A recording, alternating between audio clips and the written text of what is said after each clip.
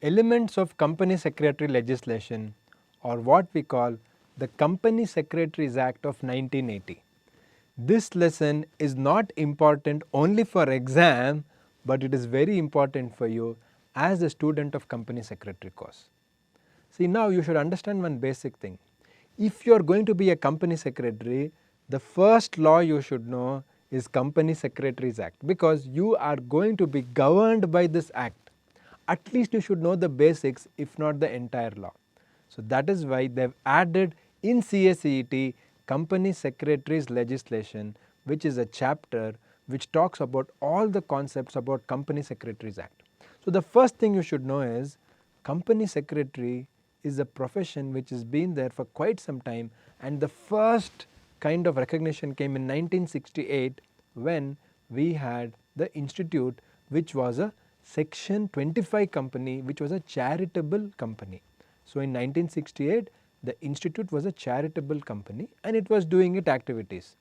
But it was in 1980 what happened, the government of India formed the Institute of Company Secretaries of India as a separate body or a statutory body under the Act of Parliament. So what is the act? The Company Secretaries Act of 1980.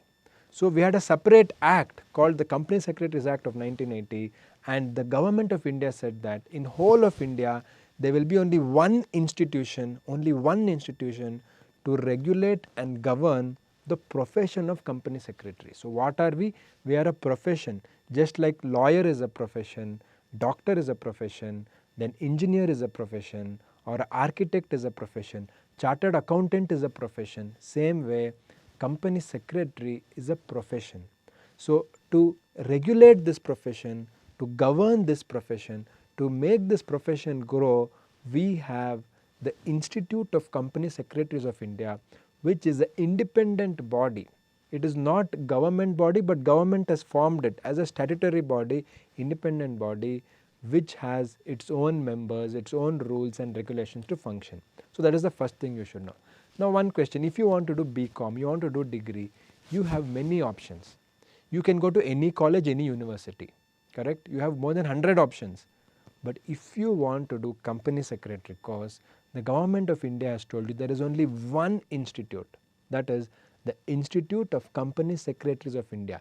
They can give you the exam, they can give you the syllabus, they can give you the membership, nobody else can do. Of course you can take coaching, like how we are giving you coaching now, like that you can take coaching anywhere. That is basically your inputs to go and pass the exam. But we cannot give you a degree, only the Institute of Company Secretaries of India can give. This is the basic thing which you should know. So once we understand this, we go into the specific things about ICSI. What is the vision of ICSI? To be a global leader in good corporate governance. So ICSI has an amazing vision to be world number one in good corporate governance. And how will it do? What is the mission of ICSI? To train high caliber professionals like company secretaries. High caliber means you, every student. It is the part of the mission of ICSI to train students to become company secretaries, where you can work across the world and excel in good corporate governance. And how do we do it? It is our motto. Our motto is always to speak the truth and abide by the law. Speak the truth, don't lie, and follow the law. That is their motto. And this is again for MCQ, you get it. The vision, mission, motto of ICSI, there is high chance you get such questions in MCQ. So make sure you know what is the vision, then mission and motto of ICSI. Then what we study in this chapter is what are the core values. So have you heard teachers telling that your values depends on how your parents has brought you up, correct? See, each person has different values. What is values? Your behavior towards other people. How will you act in society? Are you a helpful person? Are you a kind person? Are you a good person? It doesn't happen overnight. It depends on how you grow up, what is your environment, what are the kind of values your parents have taught you. Same way ICSI has told we have some core values. So the Institute of Company Secretaries of India has some core values which every student, you and every member like me, has to follow. And what are the kind of values? You have to be reliable. Then you should make sure you take ownership, responsibility. Make sure that you are stakeholder centric. That means whoever you're dealing with, government, shareholder, director, employees or court, you have to think of them and give them the best delivery, give them the best quality. Then integrity, ethics, these things you have to have. These are the core values. After core values of ICSI, we go to the other concepts. The other concepts are something like, what is a company secretary? So company secretary, what happens?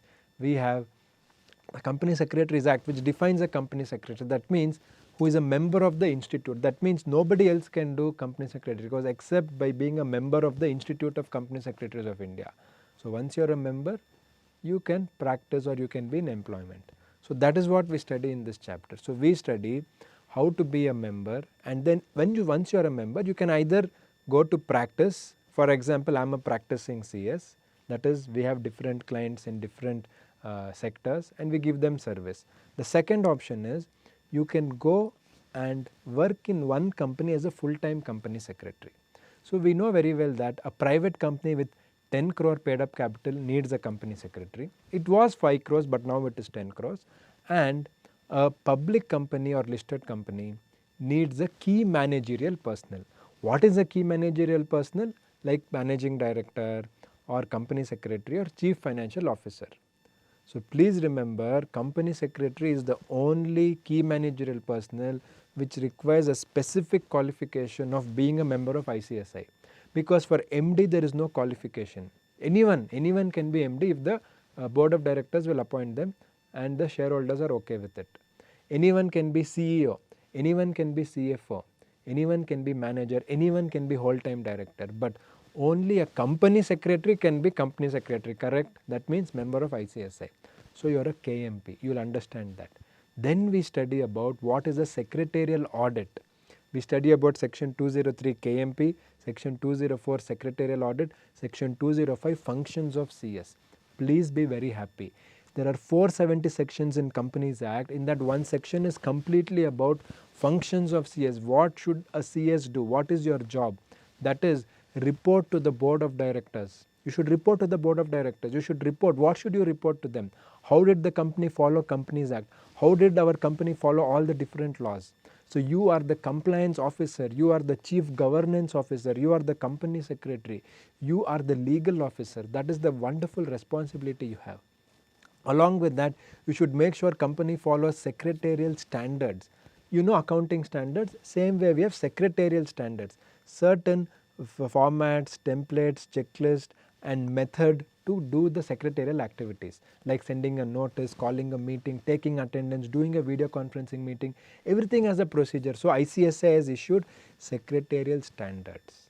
So how to follow those standards, what is there, I will come to that, but now you should know that is your function in section 205. Never forget section 203 key managerial personnel, section 204 secretarial audit and section 205 which is the functions of a CS. These are the things which you study in this chapter. This way, in this chapter you will know everything about what is the values of company secretaries, what is our vision, motto, mission of ICSI. Then you will know who is a company secretary, who can be a member. Then as I told you about section 203, 204, 205, you will understand that. Then the most interesting part is the different career opportunities, especially they have covered more about practicing CS in the syllabus. So what are the opportunities? The sky is the limit. Please, when you go to the chapter, I have explained to you everything. It's unbelievable how many opportunities we have. We have more than 100 sectors. The government has given you license, the government has given you power, the government is telling that we are ready to give the responsibility to CS and we have the license. You can do anything. You can start a company, you can close a company, you can do patent, you can do trademark, you can do even registration related to copyrights.